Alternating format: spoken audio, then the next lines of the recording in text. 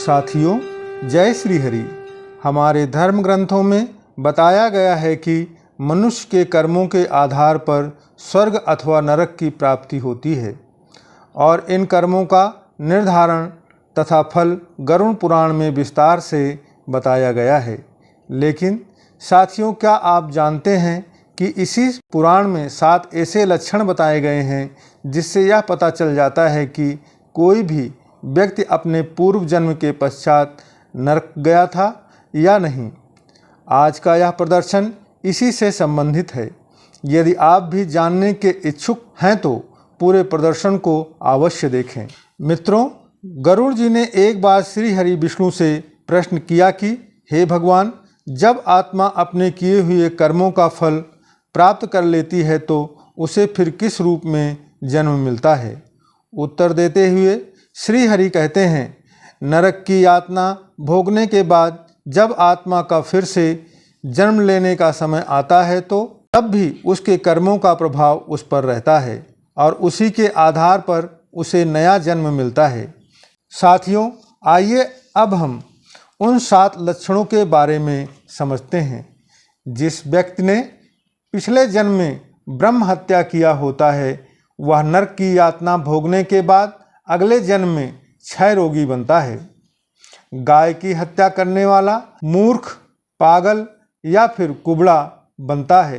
कन्या की हत्या करने वाला कोढ़ी, गर्भपात करने या कराने वाला चंडाल बनता है। दूसरा लक्षण, महिलाओं का शोषण करने वाला अथवा किसी भी रूप में महिलाओं को यातना देने वाले को हमेशा कोई ना कोई बीमारी लगी रहती है और हमेशा पीड़ा युक्त जीवन ही व्यतीत करता है। अप्राकृतिक रूप से संबंध बनाने वाले अगले जन्म में नपुंसक और वहीं गुरपत्नी के साथ संबंध बनाने वाले कुष्ठ रोगी होते हैं। तीसरा लक्षण, गरुड़ पुराण के अनुसार मांस खाने वाले व्यक्ति को अगले जन्म में अंगों से संबंधित समस्याएं होती हैं। मदिरा का पान करने वाले व्यक्ति के दांत काले होते हैं। ब्राह्मण जो जिह्वा को अपने बस में ना रख पाने के कारण ना खाने वाली चीज़ों को भी खाता है वह अगले जन्म में जलोदरी बनता है। दूसरों का ध्यान दिए बिना मीठा खाने वाले को गले से संबंधित रोग होता है। श्राद्ध के समय अशुद्ध दान देने वाले को कुष्ठ रोग होता है। चौथा लक्षण, घमंड के चलते गुरु का अपमान करने वाले को हृदयघात अथवा मिर्गी के दौरे पड़ते हैं।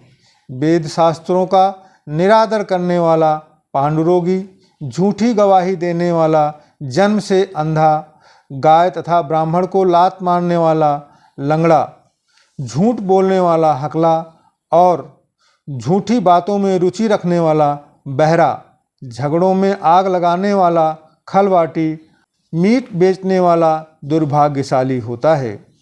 पांचवां लक्षण, रत्न चोरी करने वाले को मानसिक समस्याएं, स्वर्ण चुराने वाले को नाखूनों की समस्याएं और अन्य धातु को चुराने वाला अगले जन्म में हमेशा गरीब रहता है। अनाज की चोरी करने वाला चूहा, जल चोरी करने वाला चातक, विष चुराने वाला बिच्छू, सुगंधित चीज़ों को चुराने वाला छछूंदर, शहद चोरी करने वाले को मधुमक्खी का जन्म मिलता है। छठवां लक्षण, साथियों, पति जो पर स्त्री के साथ भोग करता है वह नरक की यातना भोगने के बाद ऐसी कर्कशा स्त्री मिलती है कि जीवन को नरक बना देती है और यही स्त्री के लिए भी ऐसा पुरुष मिलता है कि जीवन नरक सा प्रतीत होता है। सातवां लक्षण, साथियों, वह व्यक्ति जिसने अपने पूर्व जन्म में दान पुण्य नहीं किया या किसी गरीब या दुखिया की सहायता नहीं किया हो वह नरक की यातना भोगने के पश्चात अन्न के एक एक दाने के लिए तरसता है, भूख से व्याकुल होकर मृत्यु को प्राप्त होता है या फिर संतानहीन होते हैं। इन 7 लक्षणों से हम पता कर सकते हैं कि कौन व्यक्ति नरक से आया है और कौन स्वर्ग से। साथियों, नरक भी कई प्रकार के होते हैं जिन्हें मैं आपको अगले वीडियो में बताऊंगा। मित्रों, इसी प्रकार के अन्य वीडियोज़ के लिए चैनल को सब्सक्राइब और घंटी अर्थात बेल आइकन को ज़रूर दबाएं, जिससे मेरी प्रत्येक प्रस्तुत आपके पास सबसे पहले पहुंचे और आप मेरे YouTube परिवार का हिस्सा बनकर मुझे अनुग्रहित करें। साथियों, प्रेम से बोलो जय श्री हरि।